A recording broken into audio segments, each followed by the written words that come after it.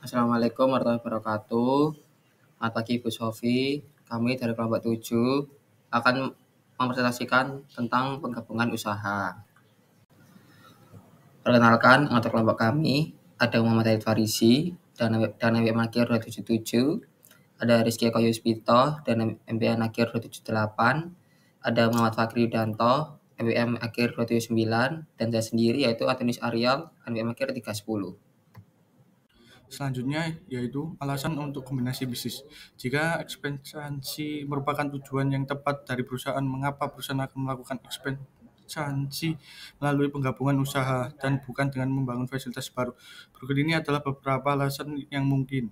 Yang pertama yaitu keunggulan biaya, yaitu seringkali lebih murah bagi perusahaan mendapatkan fasilitas yang dibutuhkan melalui kombinasi daripada melalui pengembangan.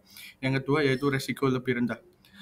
Pembeli lini produk dan pasar yang sudah mapan biasanya kurang berisiko daripada mengembangkan produk dan pasar baru. Risikonya sangat rendah jika tujuan adalah diversifikasi. Yang ketiga yaitu lebih sedikit penundaan operasional. Fasilitas pabrik yang diperoleh dalam penggabungan usaha beroperasi dan telah memenuhi peraturan lingkungan dan peraturan pemerintah lainnya. Yang keempat yaitu penghindaran pengembalian, yaitu banyak perusahaan bersatu untuk menghindari akuisisi perusahaan yang lebih asik dan lebih rentan terhadap pengembalian perusahaan.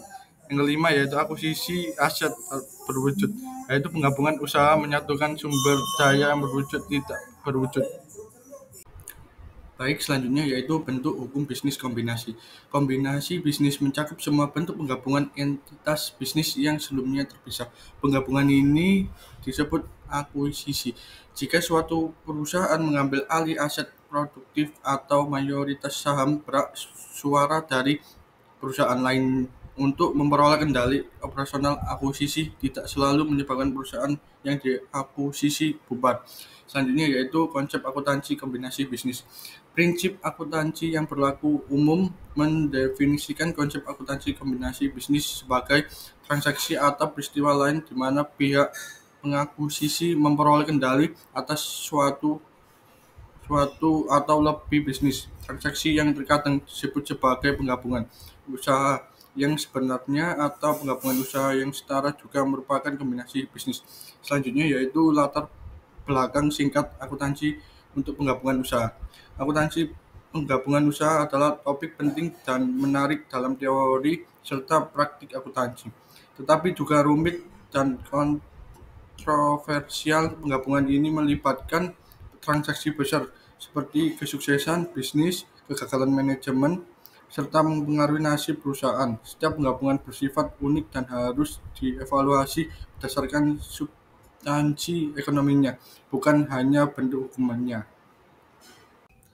Selanjutnya, akuntansi bagi negara kombinasi sebagai akuisisi. Dengan metode akuisisi, biaya pengambilan perusahaan diukur berdasarkan nilai wajar, yaitu jumlah kas yang dibayar atau nilai wajar aset lain serta sekuritas yang diterbitkan. Biaya langsung seperti akuntansi, hukum, konsultasi, dan biaya pencari dicatat sebagai beban pada periode terjadinya, sedangkan biaya pendaftaran dan penerbitan sekuritas ekuitas dicatat sebagai pengurang pada tambahan modal disetor. Selain itu, biaya tidak langsung, misalnya gaji manajemen, penyusutan, sewa, serta biaya untuk menutup fasilitas duplikat juga dibebankan sesuai dengan metode akuisisi. Mencatat nilai wajar dalam akuisisi. Yang pertama ada penentuan nilai wajar, aset berwujud dan tidak berwujud yang diperoleh, serta kewajiban yang diasumsikan harus dinilai pada nilai wajar pada tanggal akuisisi. Penilaian dilakukan oleh ahli independen dengan tingkat keandalan. Tingkat pertama, harga pasar aktual. Tingkat kedua, nilai diskonto arus kas masa depan menggunakan data yang dapat diamati. Lalu tingkat 3, estimasi internal. Yang kedua, alokasi biaya akuisisi. Biaya akuisisi dialokasikan ke aset dan kewajiban berdasarkan nilai wajarnya. Goodwill timbul jika biaya akuisisi melebihi total nilai wajar aset bersih yang diperoleh. Jika nilai wajar Jika nilai wajar aset bersih melebihi biaya akuisisi, selisihnya diakui sebagai keuntungan pembelian murah. Lalu yang ketiga, perlakuan kontingensi. Kontingensi diakui pada nilai wajar jika dapat diestimasi. Jika tidak mengikuti pedoman FASB untuk pengakuan kerugian kontingensi. Yang keempat, pengecualian nilai wajar, aset pajak tangguhan, kewajiban pensiun, dan sewa dicatat sesuai standar akuntansi yang berlaku, bukan nilai wajar. Lalu yang kelima, ilustrasinya. Contohnya, kasus Palm Corporation mengakuisisi Sun Company. Aset dan kewajiban Sun dinilai ulang ke nilai wajar. Jika biaya akuisisi sebesar 1 miliar 400 juta rupiah dan nilai wajar aset bersih 1 miliar 200 juta rupiah, selisihnya yaitu 200 juta rupiah dicatat sebagai goodwill. Lalu jika biaya akuisisi 1 miliar rupiah dan nilai wajar aset bersih yaitu 1,2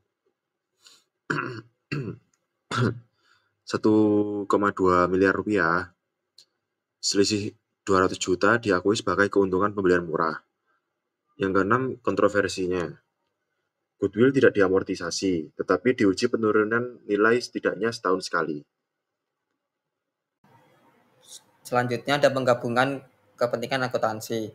Konsep penyatuan kepentingan didasarkan pada asumsi bahwa kepentingan kepemilikan dapat disatukan melalui pertukaran surat berharga ekuitas tanpa harus mengakuisisi satu perusahaan yang bergabung dengan perusahaan lain.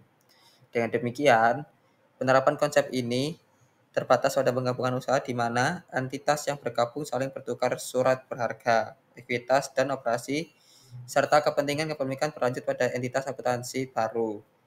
Nah, untuk kelompok kondisi terakhir, untuk penggabungan kepentingan difokuskan pada transaksi yang direncanakan dari entitas gabungan.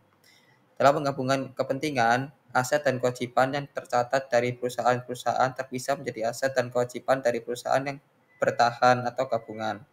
Karena total aset dan kewajiban sama dengan jumlah entitas yang bergabung, maka total ekuitas juga harus sama.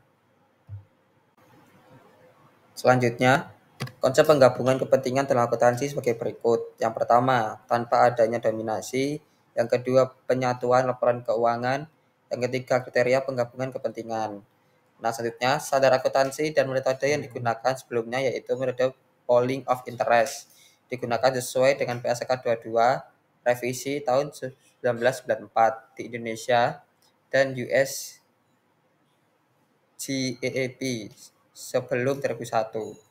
Nah, untuk metode yang sekarang ini tidak lagi digunakan dalam standar akuntansi modern seperti IFRS 3 atau Business Combination dan PSK 22 revisi tahun 2010 yang mengharuskan penggunaan metode akuisisi.